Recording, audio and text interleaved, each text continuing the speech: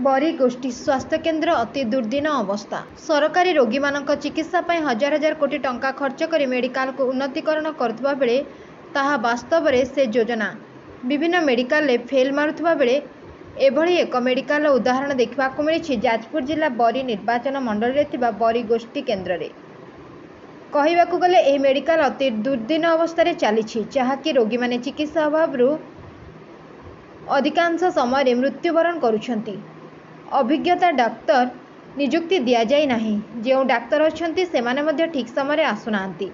आज आम जिला प्रतिनिधि दिन बारटा समय मेडिकल जाए देखती तो कौन डाक्तर नथिबा बेले डेपुटेशन रे सप्ताह को गोटे दिन आसुथिबा डाक्टर स्वर्णलक्ष्मी सेनापति उपस्थित थिबा देखिबाकु पाइथिले।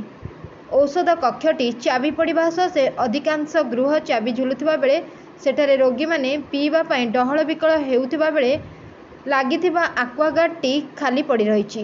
रोगी मानक मेडिकल बाहर औषध किणवा को कहा जाउछि। तुरंत मेडिकल कर्तृपक्ष दृष्टि देवाक दाबी होइछि। Bureau report 51 news agency.